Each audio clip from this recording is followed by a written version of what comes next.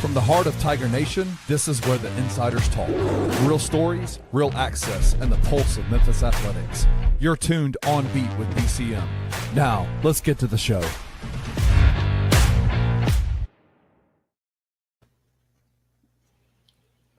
What is going on, everybody? Welcome to another edition of On Beat with BCM. I am Memphis Tigers men's basketball beat reporter for Beloved City Media, Roman Cleary, and I'm joined, as always, by our women's beat reporter, Shemaria Wiseman, and our football insider, Sam Shoemaker. How are you guys doing today?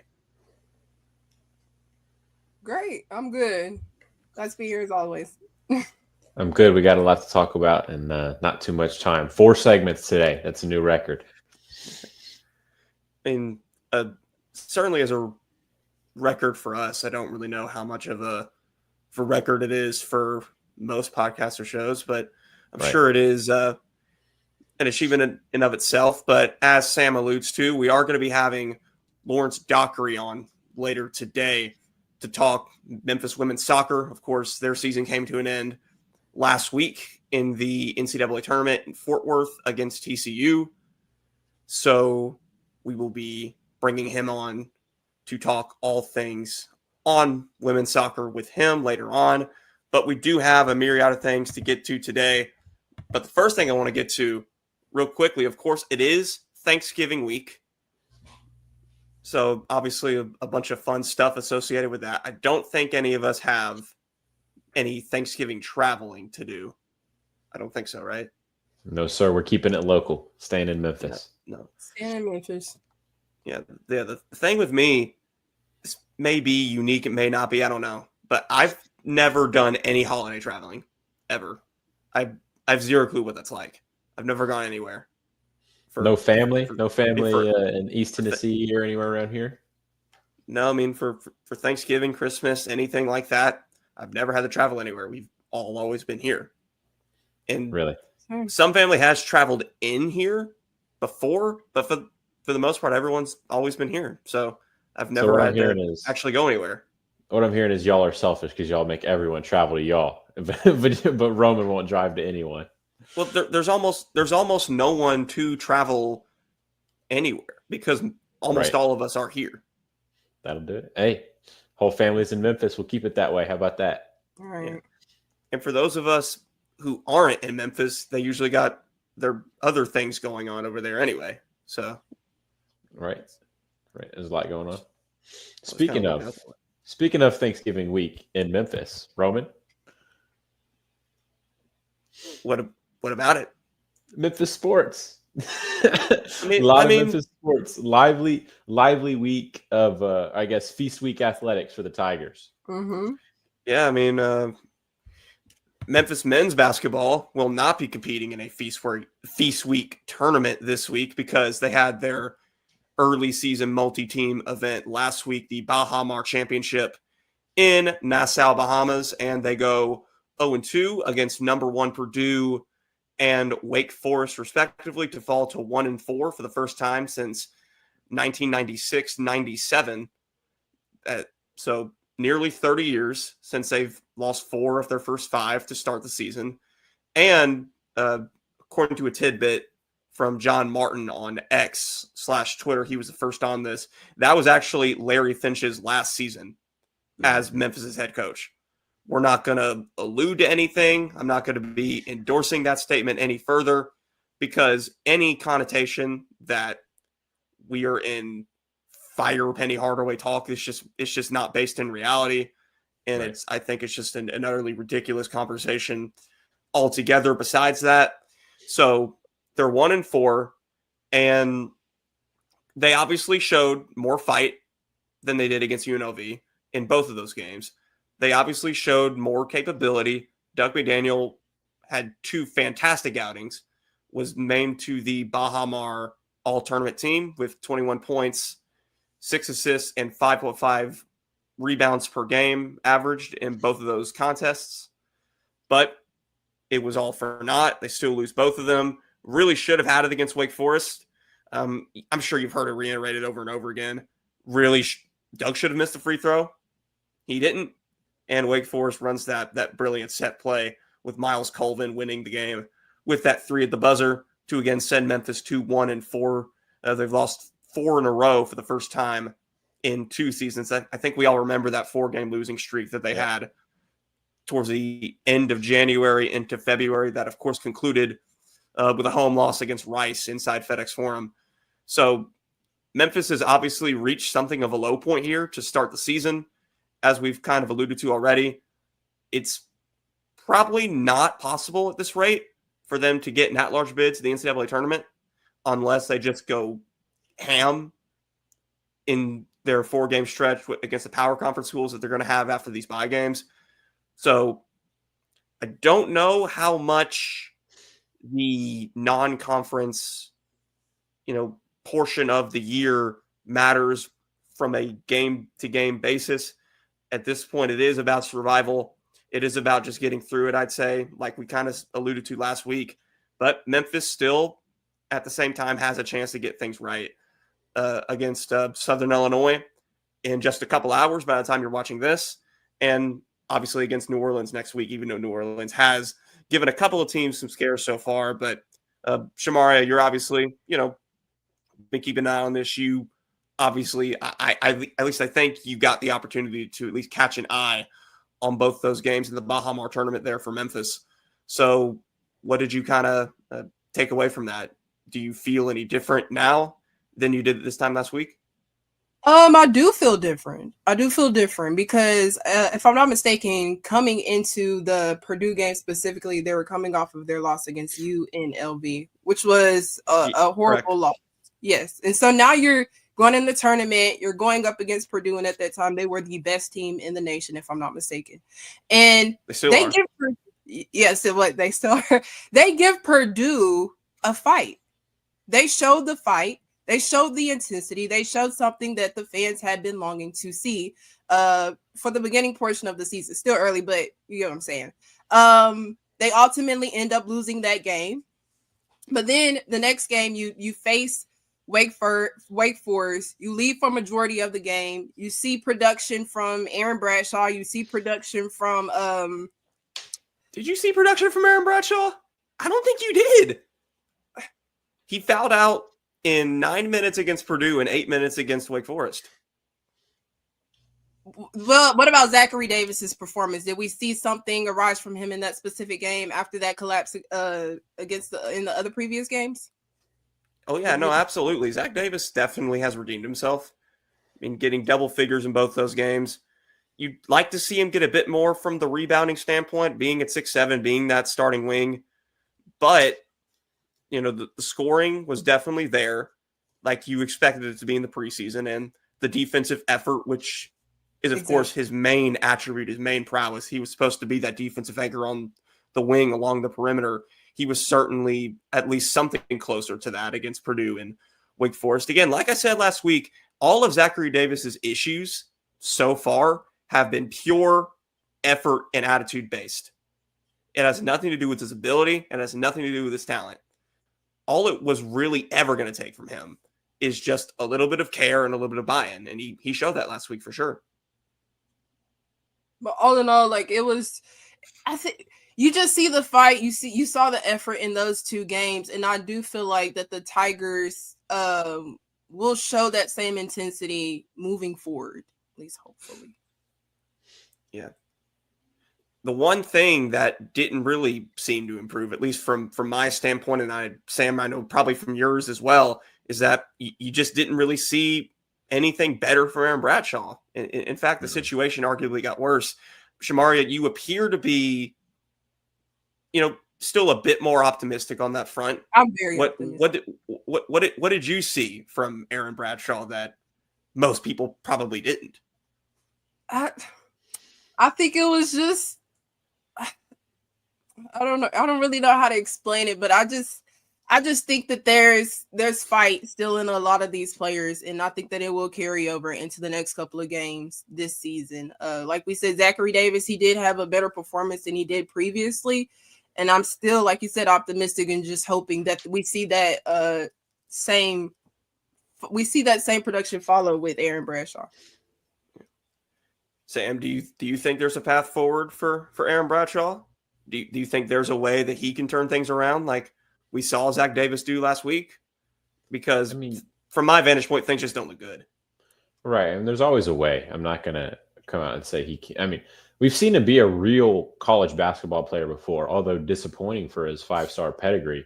He's played before. He's been a productive college basketball player before. But at the same time, Roman, I have been presented with evidence, and with the evidence I've seen nothing good. So I have no reason to believe that Aaron Bradshaw is going to help this team win games. And I think you're just waiting for Abdul Hakim, see what you get there. You just need more from these bigs. But overall, I think in this tournament, you saw a fight. This team, after that UNLV loss, the conversation was this team doesn't have an identity. They don't know what they are. Mm-hmm. Of course, you still haven't established that 5 games into the season, 1-4 start, but there is more of a reason to be optimistic. You're seeing what this team can be. What is still concerning, though, it's concerning, and you can see room for optimism at the same time. There's no PJ Haggerty. There's no David Jones, no Kendrick Davis, no DeAndre Williams. But Doug wants to be that. Before this tournament, he erred on the side of being a liability. But he had a great showing. And that's just encouraging. In the fact that you have Zach Davis buy in. I'd say it's a recurring issue just from the foul trouble from Aaron Bradshaw. I'm all over the place with this take right now. But you see recurring issues game after game, and that's frustrating because it's just silly things. These games you should have won. And I'm referring to the Wake Forest game. Should have missed that free throw. Mm-hmm. Should have fouled up 3. Yeah. There's so much what if with a lot of Penny Hardaway close losses, but at the same time, Penny Hardaway does sometimes win close games. This is not a dunk on Penny Hardaway segment, but it's just frustrating that the same issues plague you game after game, season after season. So 2 things can be true at once. There's definitely room for optimism, but there still is a lot of frustration when just watching this team because you went 0-2 and you could have won. You could have won both those games. I mean, I don't know if you really could have realistically won the Purdue game. I know you were in it, but Purdue was just a flat-out better team in all areas. And there was always, even when Memphis was up 13-4 to start that game, I do feel like that there was always a sense that Purdue was going to pull away because it wasn't like they were missing shots all that much. It was just that Memphis got super hot offensively to start, and they were giving a bunch of energy defensively that, quite frankly, wasn't sustainable because you can't have that kind of energy defensively for a 40-minute basketball game. We saw that a little bit in the Arkansas exhibition as well. Memphis started out on fire 100%. In that one, guns a-blazing defensively, but you just can't sustain that for 40 minutes. I felt like it was kind of a similar thing with Purdue. The difference was that Memphis was actually able to stay in it once Purdue had the comeback. And they were up by 3 with 7 or so minutes left to play. And that's certainly encouraging. I think that this team definitely proved that it's, if not the least talented group, it's definitely one of them that Penny's ever had, but it's still more than capable of surviving this non-conference slate. If they can just survive and the vibes aren't completely destroyed by the losing that they're going to have to endure most likely before the new year, if they can just get through that and get to the American Conference portion of the schedule, that's where things can quickly turn around. Because even though this team lacks talent compared to other Penny teams in the past, it's still far more than what most of the American League has to offer, right? I think we can say that pretty objectively. If you look at, with KenPom, there are 3 top 100 teams from the American represented in KenPom. As of a few days ago, those were Memphis, South Florida, and Wichita State. we can review that again real quickly, but I do not imagine that has really changed all that much. But still, regardless, I don't really know how much it matters that an at-large bid is out of reach at this rate, or assumingly out of reach. Again, there's still a possibility that Memphis can really turn things around and they can find a way to upset a Louisville or a Vanderbilt. You know, both those teams making the top 25 this week. But, you know, assuming that status quo maintains here, as long as they can just endure, then things can turn for the better here. I do have a quick question. What do you think about the loss of Curtis Givens and Sincere Parker moving forward for the Tigers? Even though I was going to get to that for a second. Neither of those guys are necessarily a loss, at least not yet. Penny did not sound very optimistic about Curtis Givens' chances to play against Southern Illinois. He endured what Penny described as a deep thigh bruise, just basically got kneed right in the thigh. And that's brutal from what I can probably imagine. So if Penny is to be believed, we will likely not see CG3 on the court on Wednesday. Sincere Parker, we really don't know. To be honest, the comments that Penny had about Sincere after that game were pretty odd. You know, Sincere has a hand injury, according to Penny. And Penny did also note that Sincere had something in his hand along the sideline. And if that's true, then I don't think this is necessarily what you would call, you know, a fake injury or a covering up of something like we've kind of seen with Memphis in the past. Like, for example, like Jordan Brown or, you know, in that situation. And Tyreek Smith, believe it or not, his ankle was actually injured. That is like just from last year. His ankle was actually hurt. So it was just a coincidence. But anyway, beyond those points, based off of everything we know, I think we are to believe Penny when he says Sincere is hurt right now, or he was hurt against Wake Forest. I do think there is a possibility that he plays against Southern Illinois because Penny did not give really a designation on Sincere's part after the game was over. He just said he was unsure. Yeah, I would say going forward against Southern Illinois, regardless of the status of your two guards there. You talked about vibes, Roman. I'm a vibes guy. You need a beat down here for the vibes. The vibes around teams are important. And Penny, despite frustrations, he had the vibe was good last year.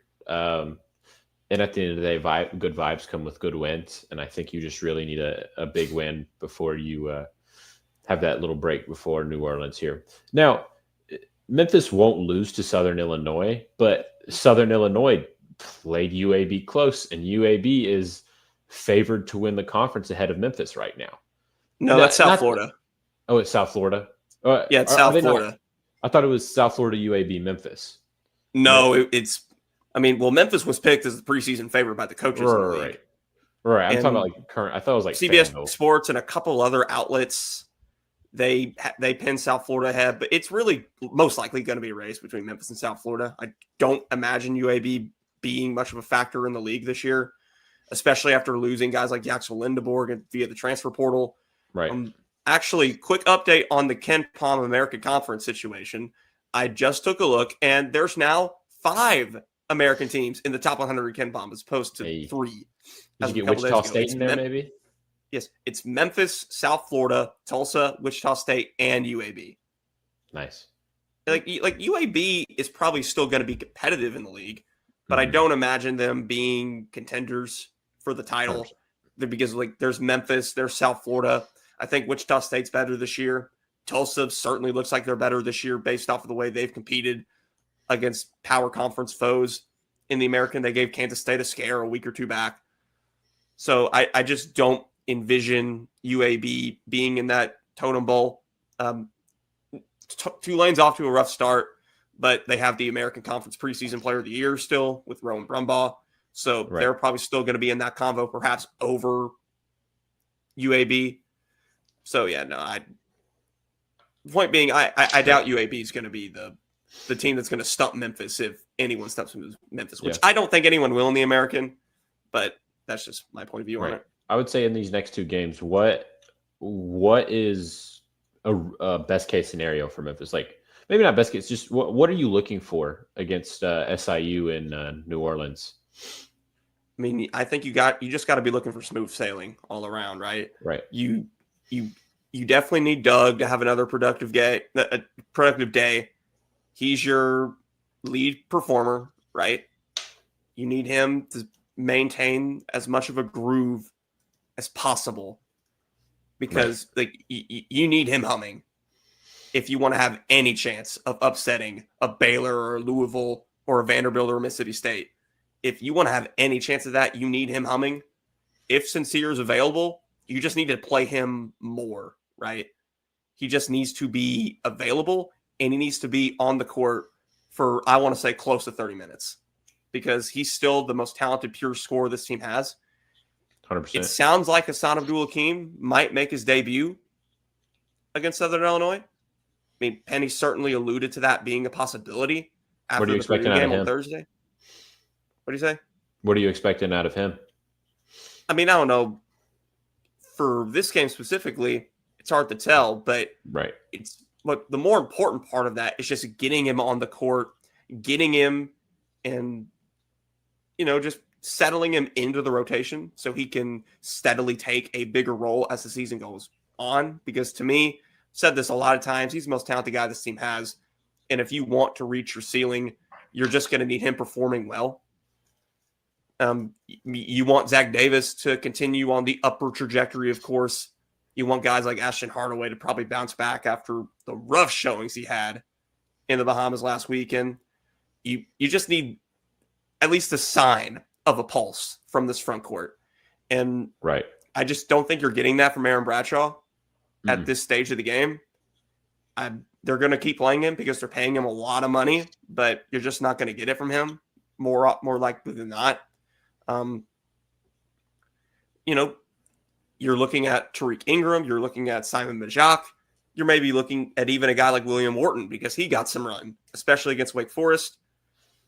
So there are other options. They're not the most upside options, but they're options nonetheless. So we'll see if Memphis can, find something of momentum in that. Southern Illinois is not very good. They don't have much in the front court. They do have one guard averaging 18 a game who's really good. But besides him, they don't have much else offensively. They're one of the worst three-point shooting teams in the country. So Memphis should look absolutely dominant against the Salukis in just, again, a couple hours here for those watching the show right here, right now. But when we return here on Beat with BCM, we are going to be having Lawrence Dockery, our soccer guru here on Bluff City Media, host of the 901 Soccer podcast on the network. He will be joining us in just a few minutes to talk the end of this Memphis women's soccer season.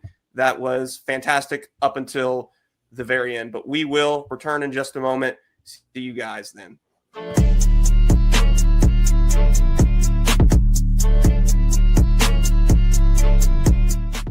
Jared asked, do you think the Egg Bowl result has any impact on whether he leaves or not? Yeah. I mean, if he loses, he's out. I mean, if he loses, he won't be welcome back. And they would have, if he tried to sign there wouldn't be a contract left for him to sign if he loses. Could you imagine that would be worst case scenario for Lane Kiffin? Is if they what are you talking? Like, this would be like a nuclear reactor melting down in Oxford, Mississippi if you lose this game. Like, it would be untenable. It would set the program back a decade. I don't really know how you recover from that, because you single-handedly melted this thing down, and then you're going to leave and go to LSU, and you've got a return date in Oxford next year. You're not going to the playoffs. You've ruined everything. Everything. Yeah. You want to talk about Memphis fans have held on to the hate for John Calipari for some years. If they lose this Egg Bowl, buddy, I mean, tune into the Two Buck Sports Show with Rusty Witten and Drew Gann, Monday through Friday at 11 a.m. on the Bluff City Media YouTube channel.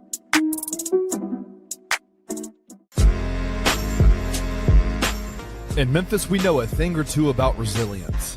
From the grindhouse to the Delta, we protect what's ours. But when pests invade your home, it's time to fight back.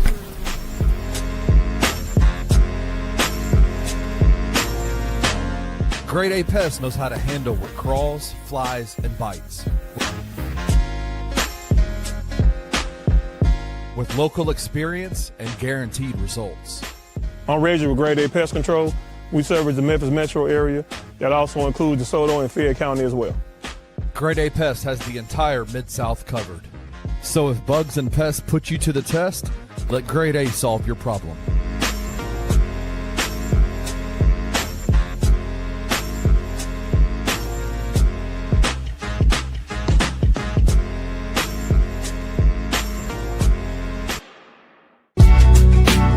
In the heart of the Highland Strip for 27 years, Trilogy Tattoo has helped tell stories for Memphians for generations. Located at 530 South Highland, Richie and his team are waiting to help you tell yours. From tattoos to piercings, your body art should be as unique as you are. Voted a Memphis Flyer top 3 tattoo shop in the city of Memphis since day one. Your story will be safe here at Trilogy Tattoo. Open 7 days a week, Monday through Saturday, 11 to 11, and 3 to 11 on Sundays. They have convenient times waiting on you. Let Trilogy Tattoo help you tell your story.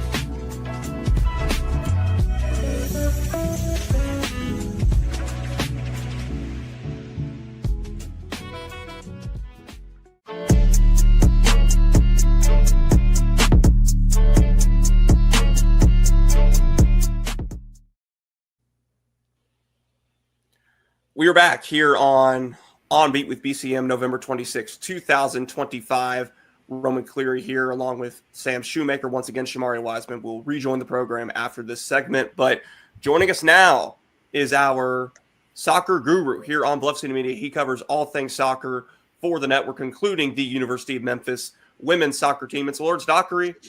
Lawrence, how you doing, man? I'm doing good, man. Thanks for having me on. And of course, we definitely appreciate you joining us once again. So, as everyone knows here, when Memphis's dominant season, truly dominant season, came to an end in Fort Worth on Friday, falling to number 2 seeded TCU 4-0 there. And it was a game that unraveled very quickly. The Horned Frogs jumped on the Tigers early, and you just never really saw much recovery for Memphis there. Lawrence, just to start, what do you think went wrong for Memphis in that one? That's a really good question, because in the years that I've been covering this team, and then even researching the years from before I covered this team, I think games like that are few and far between for Brooks's program, at least certainly since they've become a regular NCAA tournament team. But and one thing that Coach Monaghan has said several times as the season progressed is, yes, we're all aware that in over a quarter century of him being the coach here, that this was the youngest team he'd ever had. 1 senior, 2 juniors, and everybody else was underclassmen. But as you get later in the season and you keep passing every test that's put in front of you, the excuse, the young, them being young kind of goes out the window. But I don't think any of those players had kind of ever been, punched in the mouth that early and that often the way they were in Fort Worth. And here's the other thing, and this is why getting a high seed was so important and why they got so screwed, is especially in the women's soccer tournament, it goes chalk most of the way, most of the time. Like two of the Elite 8 pods right now are 1v2. There's another one that's 2v4, and then there's another one that's 3v9, and that is an outlier. But the 3 seed is Florida State, who has won 4 of the last 11 national championships. So, to go unbeaten the way that Memphis did, and to have the quality non-conference schedule that Memphis did, including a win over Vanderbilt, who was a number 1 seed, who was in the Elite 8. That's why getting a high seed was so important, and why they were so screwed as a 7 seed, because it's a very chalky event. And as a 7 seed, you're going on the road to the 2 seed, and you're already kind of behind the 8 ball there. But also TCU is a really good team. Like Memphis, they've kind of, I don't want to use come out of nowhere because Memphis Brooks has been here a really long time, but I think TCU had never been to an NCAA tournament until 2016, and they have only missed it one time since. And they've made several second weekend in quotes because the layout isn't structured the same way as the basketball tournament, but we all know that to mean Sweet 16, Elite 8. They've made several of those appearances, including this year. So, I mean, that's a quality outfit they got down there in Fort Worth. But I think, when you there's the old phrase, goals change games. And Memphis had only conceded something like 3 first-half goals the entire season. And then you give up 1-2 minutes into the game, and it almost makes your head spin. And before you even know what happened, it's 2, and then you give away a penalty, and it's 3. And at this stage of the competition, coming back from 3 down is really challenging. And then it's 4, and that's the wind out of your sails right there. I was just going to ask you about that a second ago before you brought it up. It was super weird how this team even got in this position, because in the non-conference, they got wins over power conference programs like Ole Miss. And of course, Vanderbilt played Tennessee to a draw. And I believe they were like the number 2 team in the country at the time. They run through the American Conference as well. Mm-hmm. And I know that they lost to UTSA on the penalty kicks, but before that, they hadn't lost at all throughout the entire year. Mm-hmm. It just seemed like, regardless of league, a team that did what Memphis was able to do throughout the regular season, they didn't seem to belong in that 7 seed range. And I think there's a pretty noticeable pattern of Memphis's placement in the American somewhat holding it back in terms of NCAA tournament placement and seeding, because they missed the tournament altogether last year despite passing regular season. And they get a 7 seed this year, even though their resume and their body of work mirrored something more of like, say, a top 4 seed, right? Compared to right. And then you can even go back to 2023 when they made a second consecutive Sweet 16 appearance. They were 18-1. They won. They had a number of big SEC power conference, non-conference wins. Their only loss was on the road at Alabama, who'd gone to the College Cup semis, the Final Four the year before, and they were a 6 seed. Like, what? It's something I've said on my show and on my radio appearances in the last couple of weeks. It's something that Coach Monaghan talked about, and it's certainly at the University of Memphis not unique to Coach Monaghan's program. Penny Hardaway and Josh Pastner before him had to deal with that. Ryan Silverfield, to a little bit of a lesser extent, has to deal with that. But at the University of Memphis, the burden of proof is just so much higher than it is everywhere else. There's obviously a lot of reasons for that, some of which are real, many of which are not. But that's just, if you look at this year, I mean, like what else are they really expected to do? They didn't lose a game the entire season. They did have a power conference game get canceled.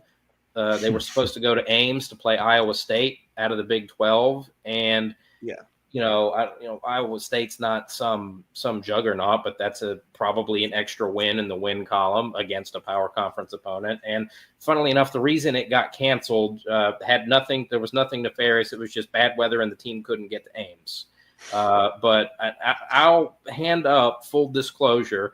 I may have launched and kicked off a Twitter storm of Big 12 didn't want to admit Memphis over the summer, and now you got a Big 12 program that's running scared. And that really was not the case, but I had a little bit of fun with it, and I think a lot of Tiger fans did too. But then you also, you really probably needed to win your conference tournament, not to get into the tournament. They were a very good team, and I don't think there was any chance of them missing the NCAA tournament, although after last year they were 13-2-4. And their only regular season loss was at Tennessee, who got into the NCAA tournament at like 9-7. So Memphis was a good enough win for Tennessee to get into the tournament as a 500 team, but Memphis was not a good enough team to then themselves get into the NCAA tournament, which makes no sense.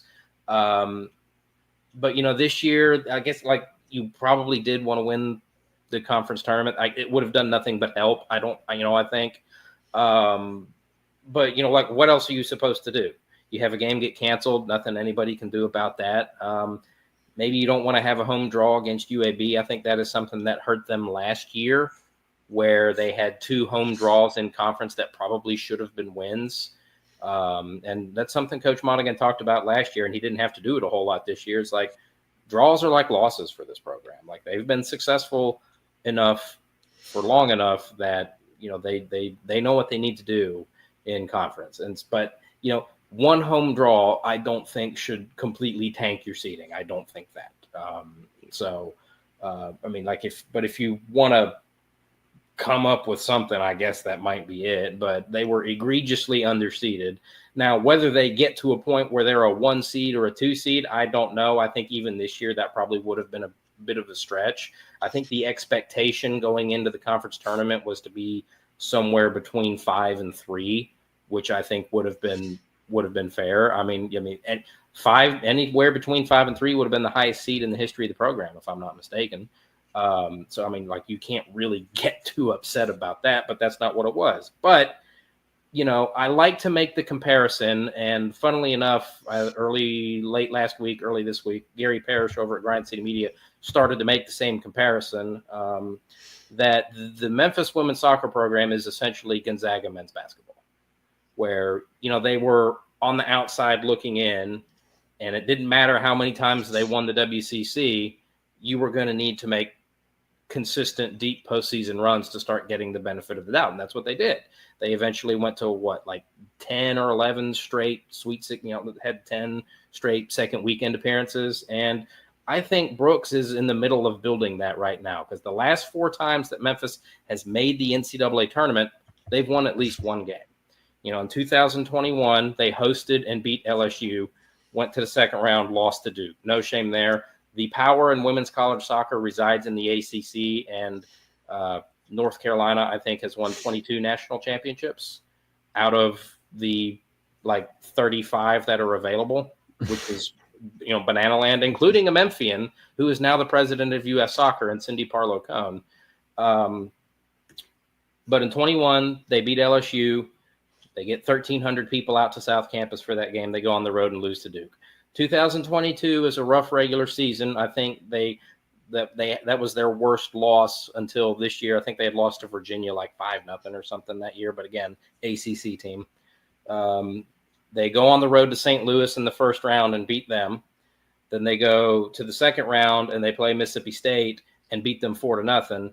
They go to the Sweet 16 and play Arkansas in Fayetteville, and that game goes down to penalties. 2023, like we mentioned, they host LSU again and draw over 2,000 people for that. They beat them. They go to Fayetteville for the second round and knock out Notre Dame. And then they play Pitt in the Sweet 16, another ACC team, and fall there. Then you missed the tournament last year, egregious.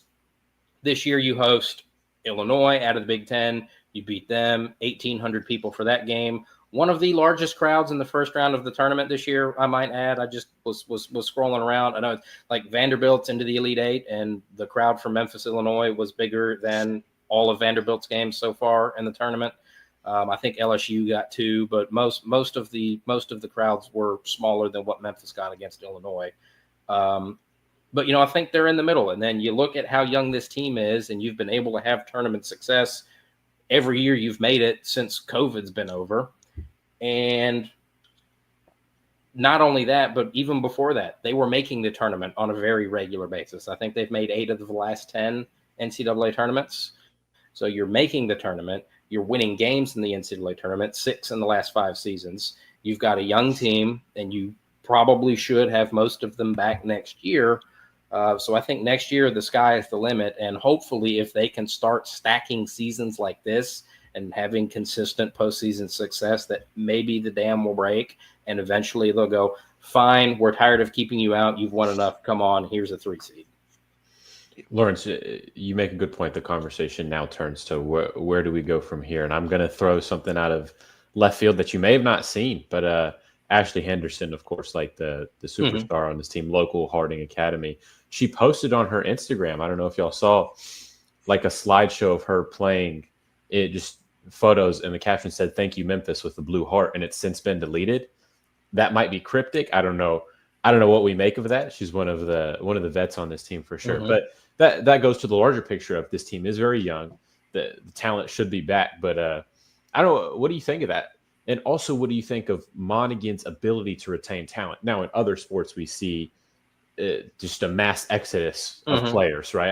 I don't know if women's soccer has reached that level yet of activity in the portal. No. But first off, what do you make of that? I wish I had screenshotted it, apparently, because it's since been deleted. Well, maybe she's just saying thank you because she's grow up here and she's coming back next season. So maybe I'm gas. I'm 30. I'm almost 30. I'll be 32 years old next week. I don't have the wherewithal and the mental capacity to fret and worry about potentially cryptic social media posts. Right. Whatever happens. That is out of my control. I am confident that Coach Monaghan and Coach Walker and Coach Bartels will do everything they can to make sure that she comes back. I know that Ashley Henderson is the success story locally. She's one of the leaders, one of the best players on the team. I don't think anybody had a better spring or summer of 2025 than Ashley Henderson. She was called up and represented the U.S. women's national futsal team, the inaugural women's CONCACAF women's futsal national World Cup qualifying tournament in Guatemala. She scored a couple goals down there. She went to the TST, which is soccer's version of the TBT, which by and large, when it comes to TST and TBT, I roll my eyes because it's just like the South Park member berries. And it's just nostalgia. It's like, hey, you remember this dude who used to be awesome 20 years ago? You want to go pay money and watch them on ESPN be old and not be able to play as good as he used to against other people who were old and not as good as they used to be, but there's like a lot of money on the line. Well, Ashley Henderson went to the TST in Cary, North Carolina, and scored a golden goal in the semifinal against Hope Solo, widely considered the best U.S. women's national goalkeeper ever. So I don't think anybody had a better spring or summer than Ashley Henderson. Right. I like if she's coming back, if she's leaving, I don't know. This is the first I'm hearing of it, but like I said, I don't have the wherewithal or the mental capacity to keep up with that. Right. If that becomes an issue, I am confident that the coaching staff at the University of Memphis will do everything possible to make sure that she stays. Unless, of course, she just decides to go pro, which is, an always option, because even back in 2023 as a freshman, there was one game where she had a really good game and Coach Monaghan was like, she's going to be a pro someday. And you could tell that as a freshman. And she has more than lived up to that to this point. Big picture, for next year, obviously we're less than a week after the season's ended. So it's hard to say. But to your point, the NIL transfer portal world exists in women's college soccer, but it is not the gravitron black hole of nothingness that you see in football and men's basketball. Do we get there at some point? I don't know, because the money soccer is one of the non-revenue sports. So I don't think we'll ever see it get there, but there's going to be trickle down. That's just part of it. And there are schools like North Carolina who can and probably will, if they need to keep or get somebody, will make it happen. I know. So there was, I forget where I was going with that. And in any event, it's too early to tell. If they're able to keep the bulk of the players from this year's team for next year, the only problem with predicting them to do as well next year as they did this year is that, seasons like this don't happen. It's Memphis was the last unbeaten team in the country this season. So you don't go unbeaten. So there's really nowhere to go but down, unfortunately. But Brooks Monaghan has more than earned the benefit of the doubt. As long as he is the coach there, I have complete and total faith that he is going to put a competitive team on the field that is capable of making the NCAA tournament and making a decent run in the NCAA tournament. Yeah, I would say real quick before we get out of here, because you talk about the dam breaking and eventually can Monaghan get the deal done? Can he get to the Final Four? And how does the revenue sharing with the FedEx deal and now this Memphis women's soccer team has more money than they ever have and comparative with in Brooks's tenure, and then now they have the new stadium. How is that going to help Brooks push forward? Well, if you're talking about the financial aspect of it, that is something I don't have any answers to. Bank statements, spreadsheets, pay stubs, tax returns, none of that information has been shared with me, nor have I asked for it, because it's not something I find enjoyable. Right. Do you think the stadium will make it easier to recruit just with the better facilities? Oh, so yeah, no. When you talk about the facilities, they have more than earned what they have, and I know back in 2024 when they had the groundbreaking, the announcement that they were going to do it. Unfortunately, I was at a work conference in Nashville and was able to cover that event. But I know in an article that Jeff Calkins wrote for the Daily Memphis, he called what they had at the time an embarrassment. And I can't disagree with him because their locker room is essentially a construction site trailer. That's what it is. And they have been successful enough for long enough that they have deserved much better than that. Yeah. And they are now going to get it. And so the fact that those rickety old bleachers are gone is fantastic. They're going to have a real stadium. It's going to look real nice. But the most important part of that is it's going to have locker room. It's going to have a team lounge. It's going to have a film room, like all of the stuff that, you would expect a successful D1 athletics program to have. They're going to have that. So I don't know if it'll help, but it's certainly not going to hurt in recruiting. I wrote an article over for a website where I write at. It's called Beyond the 90. Attendance for the team was up 93% this year. Over last year. And this was the second best attendance they've had since they moved back onto South Campus in 2019. Two of their three largest ever crowds were this year. And I have to imagine with a new stadium coming, you're going to have the new factor of let's go check out the new stadium. Right. So that's going to help. Then you also, a little bit of a left turn here, the United States is hosting the World Cup in 2026. I don't know if either of you are aware of that because I know you're not really soccer guys. Yeah, no. I actually was. Here's you can go.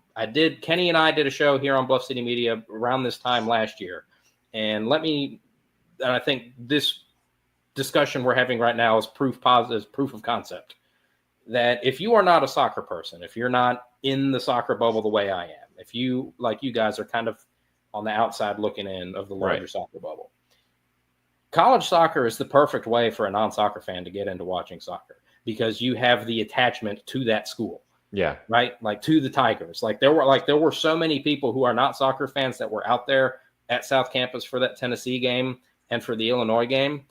And the number of tweets and messages that I got were like, they made a fan out of me. I'm going to be back next year. Add in the fact that the largest sporting event in the history of this planet, a 48-team World Cup, is coming to the United States next summer. Combine that with the success that this program had this year, you're going to want to, if you're a new soccer fan watching the World Cup, you're going to want to go and support your local team. Unfortunately, we don't have Memphis 901 FC anymore. You've got the University of Memphis. That includes Coach Monaghan's team. That includes Coach Mulrooney's men's team, who had a bit of a rough year this year, but the 3 prior years were probably the 3 most successful in the history of the program. So you combine success this year on and off the field.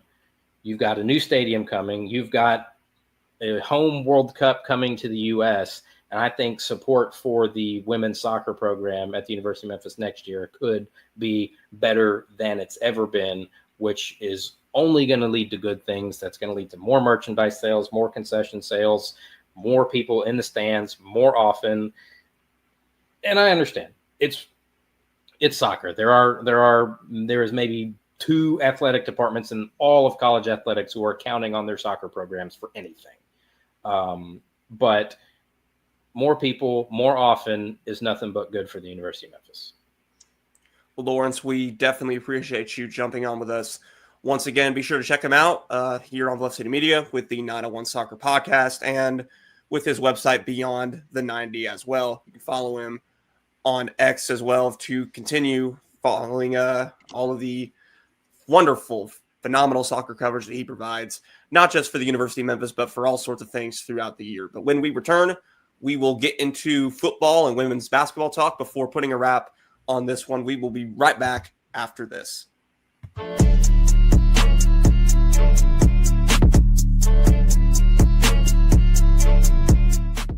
Jared asked, do you think the Egg Bowl result has any impact on whether he leaves or not? Yeah. I mean, if he loses, he's out. I mean, if he loses, he won't be welcome back. And they would have, if he tried to sign there wouldn't be a contract left for him to sign if he loses. Could you imagine that would be worst case scenario for Lane Kiffin? Is if what are you talking? Like, this would be like a nuclear reactor melting down in Oxford, Mississippi if you lose this game. Like, it would be untenable. It would set the program back a decade. I don't really know how you recover from that, because you single-handedly melted this thing down, and then you're going to leave and go to LSU, and you've got a return date in Oxford next year. You're not going to the playoffs. You've ruined everything. Everything. Yeah. You want to talk about Memphis fans have held on to the hate for John Calipari for some years. If they lose this Egg Bowl, buddy, I mean, tune into the Two Buck Sports Show with Rusty Witten and Drew Gann, Monday through Friday at 11 a.m. on the Bluff City Media YouTube channel.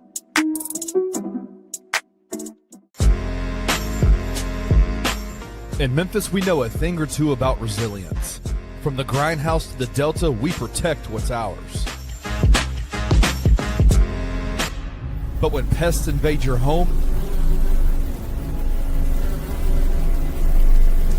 it's time to fight back.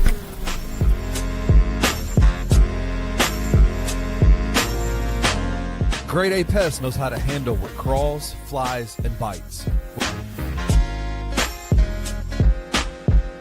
With local experience and guaranteed results. I'm Reggie with Grade A Pest Control. We service the Memphis metro area. That also includes DeSoto and Fayette County as well. Grade A Pest has the entire Mid-South covered. So if bugs and pests put you to the test, let Grade A solve your problem.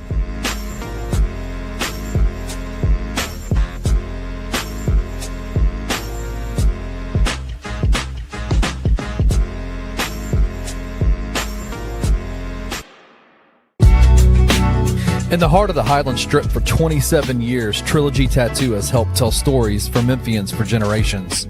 Located at 530 South Highland, Richie and his team are waiting to help you tell yours. From tattoos to piercings, your body art should be as unique as you are. Voted a Memphis Flyer top 3 tattoo shop in the city of Memphis since day one. Your story will be safe here at Trilogy Tattoo. Open 7 days a week, Monday through Saturday, 11 to 11, and 3 to 11 on Sundays. They have convenient times waiting on you. Let Trilogy Tattoo help you tell your story.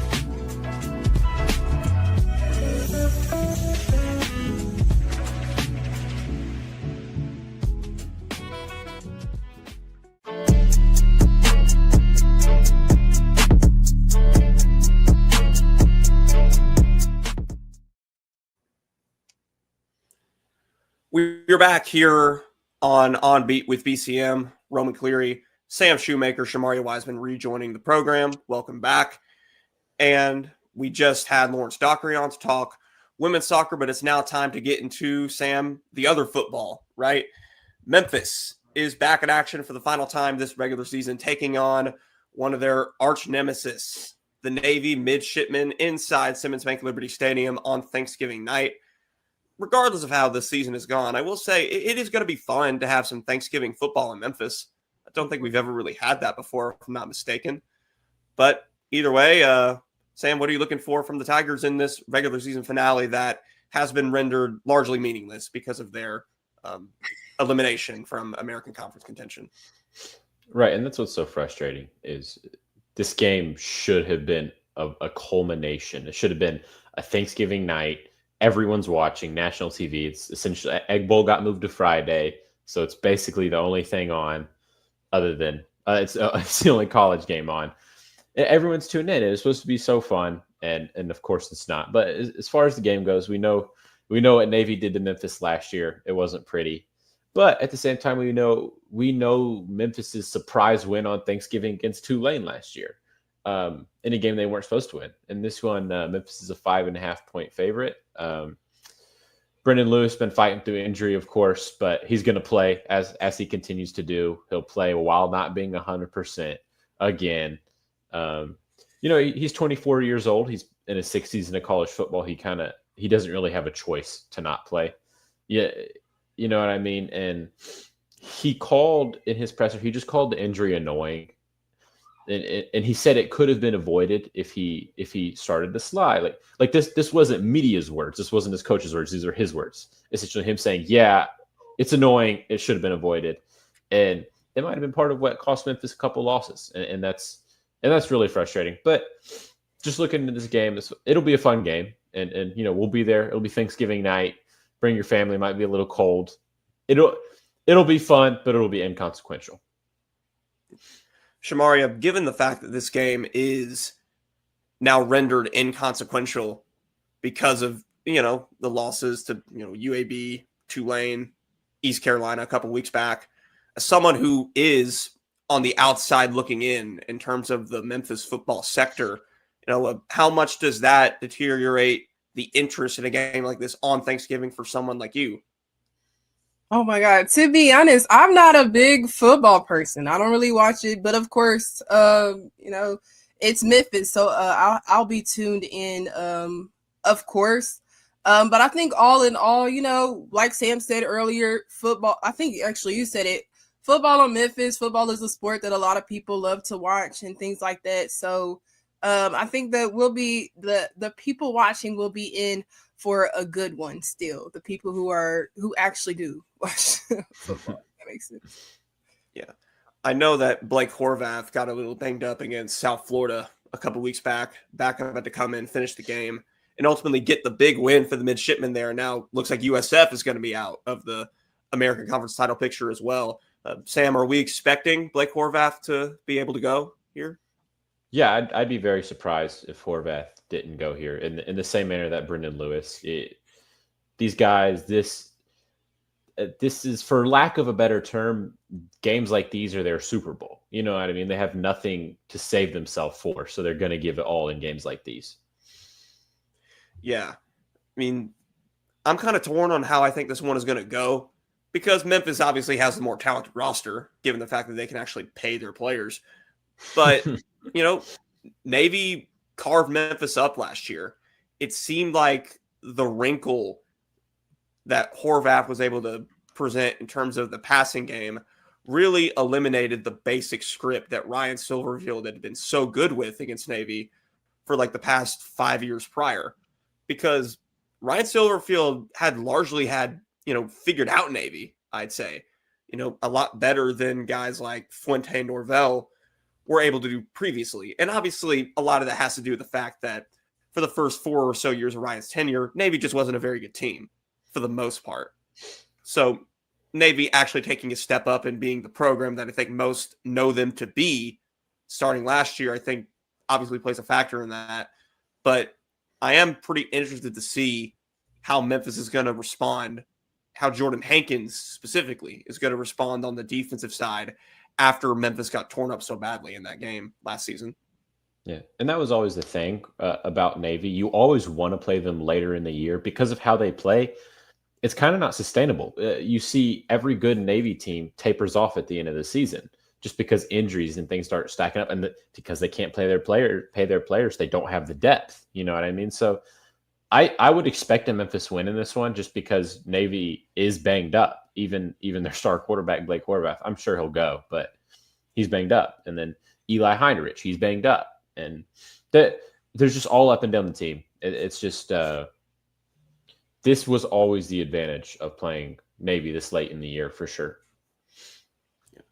Well, if Memphis wins that game, that would get Ryan Silverfield the 9th win that he needs to get yet again another automatic 1-year contract extension.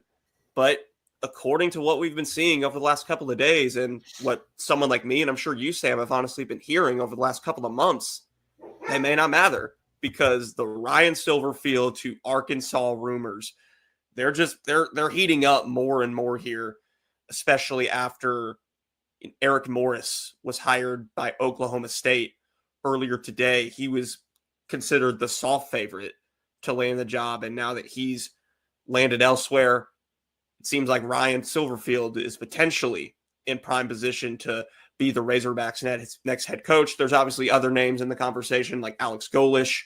You've even heard a little bit of Kane Womack, the Alabama defensive coordinator, and even some Matt Campbell, Iowa State rumors, right?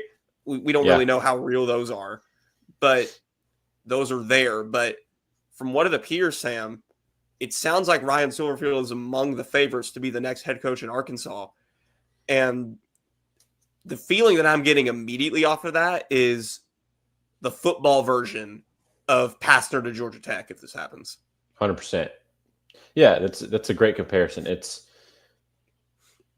so funny because when you hear of a coach leaving a program, it's either get this guy out of here, fire him, he should have been gone years ago, curse him out, or it's this guy. It's like Lane Kiffin at Ole Miss right now. No, please don't leave us. Please don't leave us. With Silverfield, there's kind of like an indifference. You know, there's certainly a loud crew of Tiger fans that want him fired, but I feel like the majority of Tiger fans are just like fine with him. You know, there's an indifference here, and that's kind of a part of the problem of this program. So if Silverfield did leave to Arkansas, I don't think that's a bad thing for Memphis. Now, you could look back 2, 3, 4 years from now and look, man, we didn't know how good we had it if things go poorly, right? But I would just say the state that this program is in, it's another one of those things of two things can be true at once. It could be Silverfield's time to leave 6 years in and not the winning you want, yet he did stabilize the program. Guess what? That's kind of what Arkansas wants right now. They just want a stable program. And there is definitely, like, even Arkansas media members are out here saying, if I had to guess, it would be Silverfield.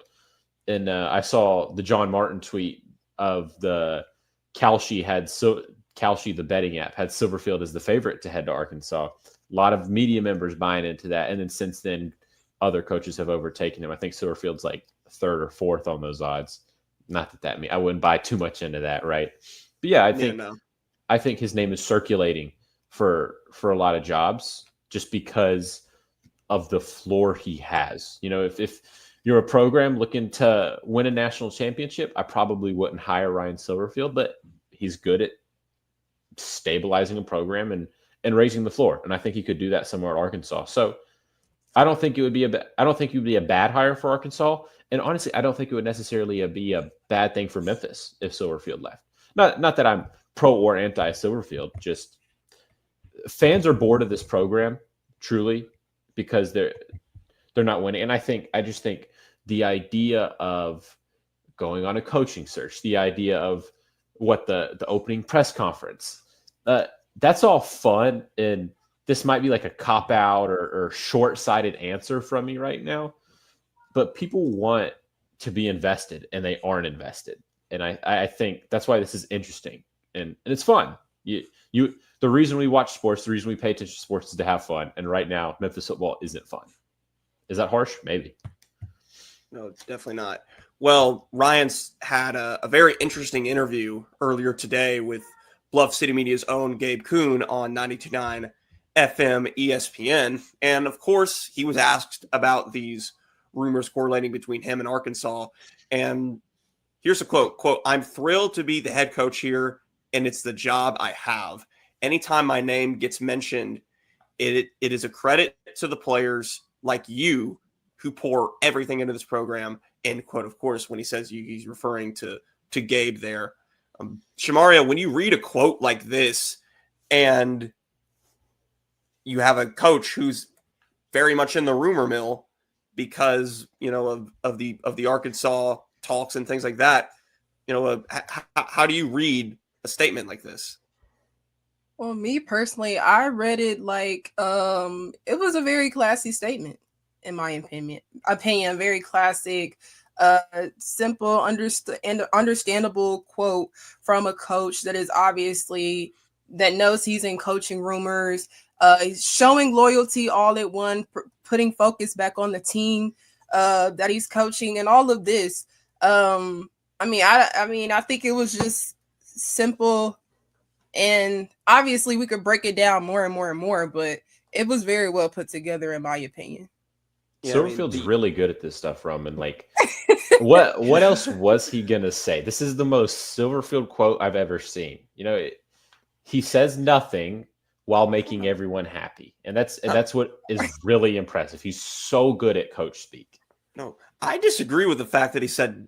I disagree with the opinion that he said nothing here. Like the fact he said it's the job I have. I can see that. That's a little eye opening to me. Right, that certainly catches the eyeballs there. Did you hear the quote said? I think sometimes you can pick up on inflection and then context in the previous questions. But to me, this is maybe I'm not reading into it's the job I have as much as I should. But to me, this is kind of what I expected. Because what else is he going to say? You know, he needs to make everyone happy, and that's what he does. Very thought out. Well, we will see what happens with the potential Ryan Silverfield conversations moving forward. Again, Memphis takes on Navy in its regular season finale inside Simmons Bank Liberty Stadium on Thursday, Thanksgiving night, and then they will presumably move on to whatever bowl game they play in before the end of the season. But Memphis women's basketball is still very much early in the season, Shemaria, and they were able to pick up 2 victories this week over East Tennessee State and Louisiana last night inside of the El Marone Fieldhouse. 2 pretty similar games. Memphis wins by 6 both times. Neither of them are super decisive victories. Offense still looking pretty inefficient in both matchups, but you got good defensive performances out of both of those. What were some of the new things out of these last couple of outings that you saw that we may not have seen prior to this? I said it earlier, production from the front court specifically, especially in the ETSU game. We did see Jordan Hunter have we saw her have her best performance of the season so far. She led the team in points with 12. But behind her was Amari Williams, which is a player that has been starting as of recently for the Tigers. She had 11 points. I want to say like 5 boards, but she was very, very good offensively in the paint, which is what you wanted. And then against my brain is against the team that they played last night, Louisiana, we saw production from Paris Gaines coming off the bench. She had her best game of the season, 12. She had 12 rebounds. What was it? She had 17 points, 12 rebounds. But just what she did coming off the bench was very impactful. She had a career high in both of those stats. And it was very much like, if you watched the game, you could tell that that's what the Tigers actually really needed against Louisiana. Yeah, right. This team is developing an identity for sure. We talked about it a couple of weeks ago, how the front court play is really struggling, and they're playing too much through that.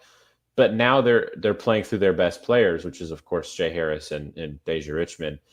In the front court is coming in a complementary role. And I was really impressed with Harris's 17 and 12.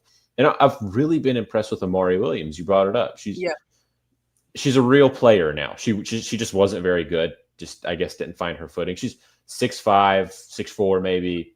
Just takes up space. On defense, she's just a presence.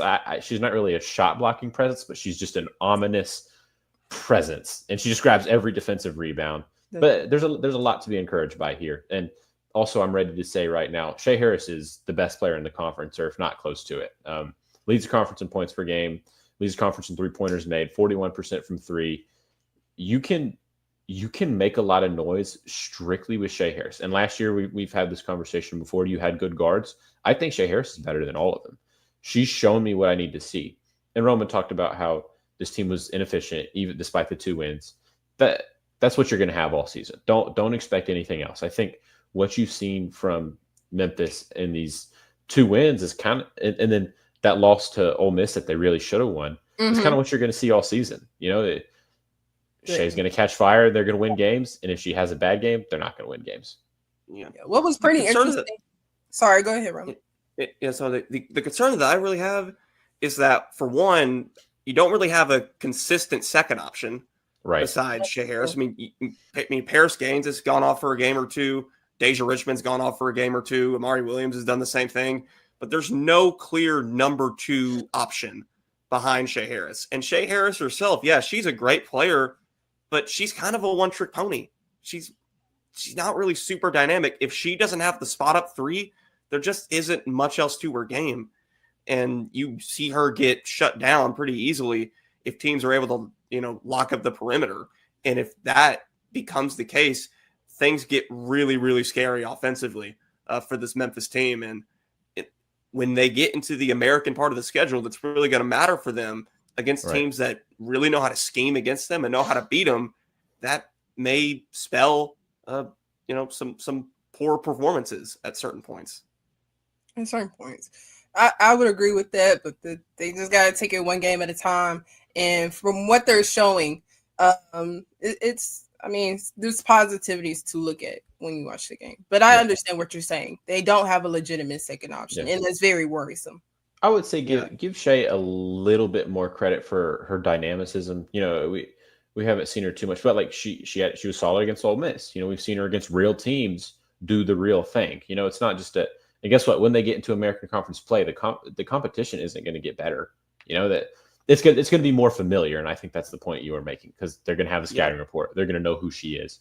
But she's more than just a spot. How can Shea Harris beat you if she doesn't have a 3-pointer? Right. That's my thing. Right. How can she beat you then? But she can get to the 3-pointer in so many different ways. And sometimes in Americans Conference women's basketball, that's enough. She has that push cross. She has the double Nick Young, J.R. Smith fadeaway hezzy. I don't know what it is, but it went in a couple times. She's just, I don't know how much I like this term, but she's just a hooper. She's just tough. Yeah. No, Roman's right. She's not really going to get to the rack. I've seen her hit that pull-up midi a couple times. But yeah, if the shot's not falling, she's not good. Luckily, they are falling, and it just looks good. It looks smooth. Maybe I'm just falling into the trap of she looks cool when she plays basketball because she just looks sick. She looks tough. And maybe I'm giving her too much credit, but I just think she can get to her shots in so many different ways. She's going to get the shots off. The question is, does she make them? Oh, yeah, no, I will give credit where it's due. When she is on, she is absolutely electric. She is maybe the most exciting player this team has had in a while. That's fair. Yeah, no, she's definitely the most exciting player this team has had in a long time. But is she ultimately going to be the winning player that you are ultimately going to need her to be for this third year of Alex Simmons to be what it probably has to be for her sake? I'm just not sure. Right. And again, with no clear second option on the horizon beyond her, I still think this team has a fair amount to figure out. And the road's not going to get any easier, Shemaria, because they're heading to the Cayman Islands this week to take on Florida and St. John's, another couple of power conference opponents, but also 2 other opportunities for Memphis to show that they have improved, they have progressed, they have fully moved on from losing to Arkansas Pine Bluff in the first game of the year. So how do you think this team can fare against those higher caliber opponents? Do you think they have a chance here? I think that they're ultimately going to fall to both teams, but I do still think that it will be a fight. Memphis, as we know, is guard driven. I have my notes to the side, so I'm also looking at that. Sorry. The Tigers, basically, though, we know that they're guard driven, perimeter creation and things like that. And they're going up against Florida, which is a team that is very much inside out. They're high tempo, they're physical and things like that. The offense runs through the paint, like I said. Dominant score, obviously, which will be an issue for this Tigers team because we know that their front court isn't the best. However, the Tigers are still a team that, their defense is identity. So we'll see them. I do feel like that this Tigers team can somewhat slow Florida down, and stuff like that, and force turnovers too. But yeah, and then they'll be taking on St. John's. St. John's. St. John's. St. John's offense has been on high efficiency ball movement, and Memphis can very much slow that down. Memphis has been holding teams to their season averages for the whole season, if I'm not mistaken. But this is also a team that is balanced in terms of scoring, so that will be an issue because in the paint, obviously, not really the best, but not really the best in terms of defending. But I do think that Memphis will fall 0-2, but it will be. I think both games will be a fight. Roman, can I give a The hot one take? thing that does, excuse me, though, the one thing that does inspire confidence in Memphis from my standpoint is that I think it's pretty clear early on in the season that they are a much better defensive unit than they were a year ago.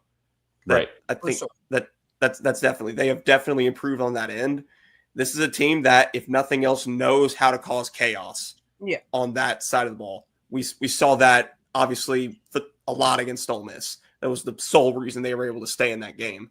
So if they can do something like that again against one of these teams in the Cayman Islands, if they can get them off balance, get them turning the ball over, missing shots, I think Memphis will have a chance to get a win there, but they're going to have to be excellent defensively. They're going to have to, get the other team off their game and off their spot.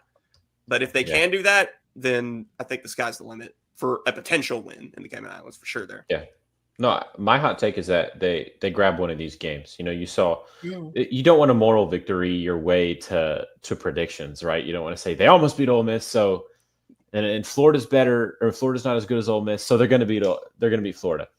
The transitive property doesn't really work in college basketball, but just what you've seen, but the positive progression of this women's basketball team, I kind of believe in them now. Maybe I'm buying into fool's gold, but I think they can genuinely win one of these games, and it's not even going to take a miracle. It's going to take continuing the defensive effort and Shea Harris to continue knocking down shots. And if that happens, you can win one of these games against a solid Florida team and a St. John's team in an esteemed conference. The fact that this team is still kind of figuring it out, and Coach Alex Simmons did mention that in the press conference, this team is definitely still figuring it out, especially offensively. But all in all, I think that, like you said, you can see the improvements. You can see the changes with this team. You can tell that I feel like that they're buying into Coach Alex Simmons' system, listening, taking everything that they're doing in the huddle, bringing it out and showing that effort and things like that. But if they get all up in the grill of these two teams in the Cayman Islands Classics, most definitely it'll be a good one. For sure. Well, Shemaria, one more thing to add here before we get out of here.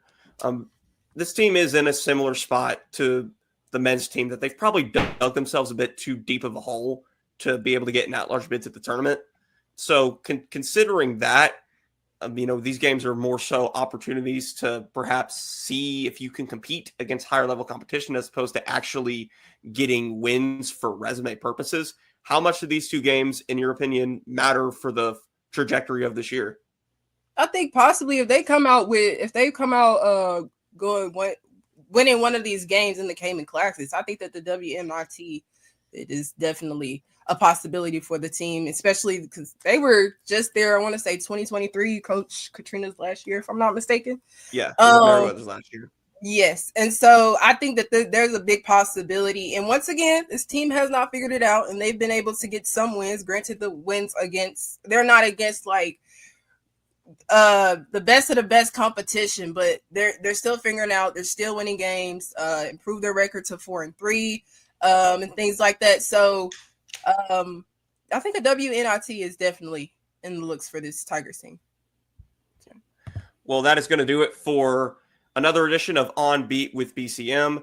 Again, like this week, this show will air next week at 5 o'clock instead of 7 o'clock because men's basketball will be hosting New Orleans inside of FedEx Forum next Wednesday at 7. But for Sam Shoemaker, for Shemaria Wiseman, everyone else here on the Bluff City Media Network. I want to thank you all very much for tuning in. This is Roman Cleary signing out. We will see you all next week. Thank you for listening to this episode of On Beat with BCM. If you enjoyed this episode, leave a rating and a review wherever you download your podcasts. Also, like and subscribe to the Bluff City Media YouTube page. We'll see you back here next time.